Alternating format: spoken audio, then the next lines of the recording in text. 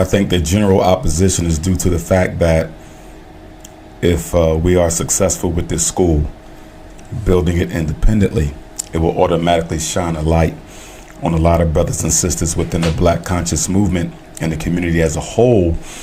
And that light will say that if he can do it, why can't you guys? If I'm able to succeed, then you automatically start looking at your athletes and entertainers. And you say, well, if he can do it, why can't you guys do it? So I think some people have a vested interest in seeing us fail so that they're not held more accountable. It only takes one person to break through. Now, this isn't the first, independent school that we've had in the country, but it will be the first of its kind. And because of who I am and what the school will stand for, it's never been seen before. It's never been done this particular way with this particular focus. But again, I think because Black people have become so lazy and apathetic, politically speaking, in a collective sense, we're not interested in seeing examples that we can succeed without government handouts, without white philanthropy. Because if we see examples that we can succeed despite of, then we would be forced to make a lot less excuses. And I really think that's like, a person had asked me before when it came down to the way in which I established in my particular community, like I always looked at it as whatever I earn, if I'm able to give out as charity to the people around me, the children around me, and take care of my own, then I always looked at it as there's no one who can be able to say anything about it, and there's no puppet master behind it. Yes, sir. I had a conversation with a brother maybe a few months ago, and he was into doing the exact same thing. And when it was asked within that conversation of, well, why is it that y'all do it on an independent note? The topic that came up was that anything in which the government puts their hands into, they feel as though they can control. Absolutely. And they can put it into. Exactly. Absolutely. And it's like, if we recognize, for all those that's listening, that we are able to change the course of our futures, and we can be able to build for our own communities, and we can be able to make sure and ensure and secure that our children aren't, one, socially engineered, two, that they come up without any type of trauma, right? Which that's the first part that I feel as though we have to shake. We have to shake the fact that most of us have grown up with some type of trauma that unfortunately we pass on, almost like the what was it, the fish, the where Antoine Fisher, where it's almost as though because hurt people, we come from an environment where most of us have been hurt. And so we don't even realize when we're passing on that type of toxicity to the next generation. We don't realize when we're of what we came up with, and we're passing it down to the next. And it becomes their norm. It becomes their norm, and they have to be able to figure that part out. Dysfunctional cycle. And talking about dysfunctional cycles and the psyche of people, Dr. Umar Johnson, I know you are very, very not only knowledgeable, but you're credible to be speaking on these topics. And due to the work that you've put in, thank you, you've made and shared knowledge that we would not have had about our children, about ourselves. And for those who may have missed that, I just would like for you to briefly talk about certain assumptions or presumptions that we have following the maps that is not. Okay. What area? Politically, the school system? More so like school and the cycle part, ADHD and things in which people give us. You realize, like, as children, growing up trying to learn, when you're told you are something and you're made to believe something for so long, it's damaging, especially when growing up in a society where every time you go outside, you see that you're not wanted. Mm-hmm. You see that it's a defamation not only to your character, not only to your people, but to your mental state. We're being suppressed in so many ways, whether it's subliminally, whether it's what we see on TV, but we're also made to think and believe certain things about ourselves that is not true, Mm-hmm. or where the truth has been altered to only have us, even when we do shoot for goals, we can only reach that glass ceiling. Mm-hmm. I would start off by saying that I think black people live in an eternal state of denial. Mm-hmm. And I say that because it doesn't make sense that we ever trusted the United States government to properly educate our children, given our shared experience in this country. What evidence did we have to suggest that they would properly or fairly educate our children? We didn't have any. I always say that white supremacy has been consistent. We're the ones who have been inconsistent. Sometimes we want to be American, sometimes we want to be black, sometimes we want to be both, sometimes we want to fight, sometimes we want to give in, sometimes we want our own reality, sometimes we want to share reality with the Europeans. We have not yet made up our minds as to what exactly we want to do here. 400 years and we're still not clear on where we want to go, who we want to be, and what we want to do. So bringing that into the school system. The purpose of public education for black children is to teach them how to be supporters of the very same system that is exterminating them. The purpose of school is to teach the black child to accept white supremacy as a divine assignment. So I always say that your child may not know how to read, but they know white people are in control. They might don't know how to count, but they know who George Washington was, who Alexander Hamilton, Abraham Lincoln. You understand? They are taught to worship American culture, and by doing so, to worship the white man and the white woman. If public school does nothing else, it turns the black child into a Negro. It makes the free black mind an encaged black mind. And after 12 years of that, once again, black people spend the rest of their child's life trying to bring them back to consciousness after you've allowed white people 13 years to indoctrinate and to train and to hypnotize, because public education is a mass hypnotism. It is a mass hypnotism. You are not under the influence of truth. You're not even under the influence of information, because you're not learning anything. You're under the influence of the mysticism of white supremacy. And some of us will never wake up from that slumber until the day that we die. Now, specifically going in, you look at the school to prison pipeline. Right. And with that, America has created 6 stages of destruction for black males. Mm-hmm. Stage number 1 is deliberate miseducation. And it's important that we understand that it's deliberate, because growing up here in North Philadelphia, my first school was Duckery Elementary at 16th and Diamond. Mm-hmm. I graduated from Meade Elementary at 18th and Oxford. And then middle school was at Bieber Junior High, 59th and Malvern out in West Philly, Winfield.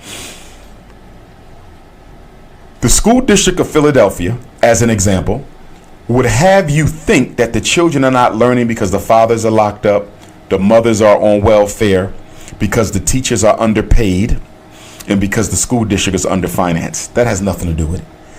The schools don't work because it is a contradiction of white supremacy to teach black boys how to compete fairly with white boys. Under white supremacy, the white male must be privileged. The white female must be privileged. So if they're going to be privileged, you must intentionally disadvantage the black child in order for the white child to succeed. This is one of the reasons why standardized testing is so important in America, because the tests that they give our children are designed to produce a false negative for black children and a false positive for whites. In other words, there's a built-in 15-point test score difference, whether you're dealing with the IQ test, whether you're dealing with the PSSA, whether you're dealing with the graduation test, whether you're dealing with any test they give us. Because the tests are standardized on white children, the standardization method dictates that 50% of most white kids will pass it.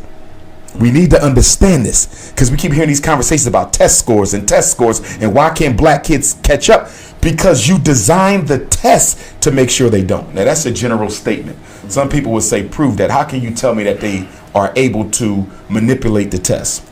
Well, let's look at what standardization is. Standardization is the process of making a test normal and relevant to the children you're going to give it to, right? So if we want to create a standardized test for Philadelphia, we're going to take white kids, black kids, Chinese, Latino, Mexican. We're going to take rich. We're going to take poor. We're going to take kids with one parent, kids with two parents, kids who dropped out, kids who completed, right? Mm-hmm. And we're going to test the test before we give out the official test. Every test was already tested. Mm-hmm. Let me say that one more time. Every test your child takes was already given to them before. Maybe not to your child, but to another child, your child's age, your child's grade from their socioeconomic status. So they already know how the black kids are going to do. Mm-hmm. So for example, we're about to get ready for the PSSA in Philadelphia and across Pennsylvania. Parents are getting their kids ready. They don't know that every item on that test was already tested. They already know how the black kids are going to do. They already know how the white kids are going to do. And based on how we do, that's how they put the final questions into the final test. So if I want white kids to pass, what am I going to do? I'm going to look at the items where white kids did well, black kids struggle. You see that? Exactly. You can re-engineer the test where the black kids do better than the white kids. Just find the items where the black kids do better and the white kids do less well. Mm-hmm. So here's the question. If there was ever a test where the black children outperform the white children, what do you think happens to that test? It gets destroyed. You will never see it again because it contradicts the core belief of white supremacy, and that is that their children are better than ours. Sometimes I'll get questions from parents. Can you recommend a IQ test that is not culturally biased? Can you recommend an achievement battery assessment that is not culturally biased? And I'm like, what are you talking about? Because every test in America is culturally biased by design. So I'm bringing it up to let you know that nothing in the world of education is left to chance. It's not like the NBA finals, which some people could argue is rigged too, right? But we know for a fact testing is rigged, you see. And in keeping with that, so you have deliberate miseducation to make sure the white boy stays privileged. Then you have special ed. Now, special ed is when you go in another level. You say, listen, if we can't break the black boy's spirit just by having a white teacher in the classroom, we're going to test him and label him with something he don't have and that we can't even prove exists. You can't prove a reading disability. You can't prove ADHD. You can't prove conduct disorder. You can't prove an emotional disturbance. You can't prove a mild intellectual disability. And most of our children, these are the 5 labels that they use. You see, you can't prove it. But guess what? We believe it can be proven. And so just by the white psychologist testing your children, and in Philadelphia, most of the school psychologists are white, I know, because I used to be one of them. And just by using those tests, they can convince and convict a black parent to believe that your son can't learn without this program. They never tell you that this program is a fast track to the school to prison pipeline. They never tell you by putting him in special ed, he's more likely to drop out of school. They never tell you that the gap between him and other children can get wider over time. They never tell you that. So then after that, then they go to medication. So now we're talking ADHD conduct disorder, which is going to get you a Ritalin prescription, Adderall, Concerta, Metadate, Vyvanse. Now you're taking the same drugs that locked your father up. So let me get this straight. My father's doing 20 years for selling crack because y'all say it's bad. And it is. But you're going to take that same crack that daddy sold, call it Ritalin, Adderall, Concerta, and you're going to give me 10 milligrams of that every day so I can sit still long enough to learn about Christopher Columbus, Ann Keller, Anne Frank, and Helen Keller. You see the contradiction? If drugs are too bad to be sold, they must definitely be too bad to be given to children. And so we're witnessing a mass crack epidemic that's being pushed through the school district with black parents' complicity and with the authority of the white supremacy power structure. The drugging of black boys for education is one of the greatest contradictions of American drug policy. Doc, can I'm sorry to cut you off. No, you're good, bro. You was going in, and first I want to say thank you for being here. I learned a lot from you, whether you know it or not, because you don't even know me. But I'm going to say this. I'm going to speak on the ADD, ADHD thing. My son's 4 years old. He's not diagnosed with anything like that, but I go to his class, the teacher tells me he acting up, I tell him you know, this is what's going to be. I tell his teachers, I'm not going to allow you to diagnose my son with ADD, ADHD, none of that. My son does go to a private school. It is in a predominantly white neighborhood. Okay. But I do that on purpose, not to say that white people give better education, but to say that I would not allow my son to go to a public school in Philadelphia where they closed down 24 schools and built a new juvenile jail. Wouldn't allow my son to do that. But I say that to say, you already see, like, my son's 4, he'll be going to kindergarten at 4. I would not allow him to make my son wait till 6 to go to kindergarten. That's not an option. Because we all know as black men, as white people, that to try twice as hard as everybody else to get where you at. Absolutely. So you can't put my son a year back because of his birthday. It's not going to be an option. That's another reason why he goes to private school, so he can start kindergarten early. But everything you're speaking on, I work in psych. I'm going to say that I work in psych. I work with adolescents. I work in the corrections as a nurse. I'm a nurse. I work in corrections as a nurse. So everything you're talking about, I've seen that. I worked in the juvenile justice center right after it got built, not the old one, the new one. So I seen that. I just want to say that I don't even, like, I'm real excited right now, so I don't want to get into it. But everything you saying, I've seen it. I have a kid. I work with kids currently. I work in drug and alcohol. I work in psych. So I definitely, which everything you saying is 100. Like, you know, I'll tell you this in response to that. So the work I do is to try to get the children out of special ed, to educate the parents to not put them in the first place, because this is where we get caught. They can't make you put your child in, but they can force you to keep them in. keep them in. They can't make you put them on medicine.